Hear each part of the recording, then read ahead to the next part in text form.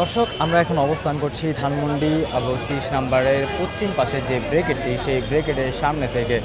দর্শক, সন্ধ্যা থেকেই কিন্তু উৎসব জনতার ভিড় এখানে লক্ষ্য করা যাচ্ছে। উৎসব জনতার চোখে মুখে কিন্তু এক আনন্দের ছাপ দেখা যাচ্ছে।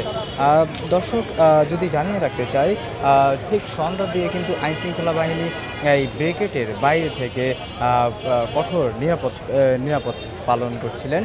কিন্তু তখন কিন্তু বাইরে যারা আসলে ব্রিগেডের আশেপাশে অবস্থান করছিল তাদেরকে কিন্তু ব্রিগেড থেকে সরিয়ে দেওয়া হচ্ছিল। কিন্তু এক পর্যায়ে এখন সন্ধ্যার ঠিক অন্ধকার হয়ে যাওয়ার এমতো অবস্থায় আইনশৃঙ্খলা বাহিনী কিন্তু তাদের নিজস্ব স্থানে বসে পড়েন এবং এই ব্রিগেডের ঠিক সামনে থেকে কিন্তু উৎসব জনতা দাঁড়িয়ে সেই যে ভিতরে গান বাজনা হচ্ছে, সেই গান বাজনা উপভোগ করছে বলে দেখা যাচ্ছে।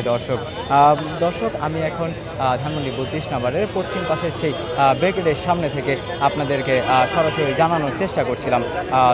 আমি আপনাদের সাথে আছি তরিকুল ইসলাম, প্রতিফলন, ঢাকা।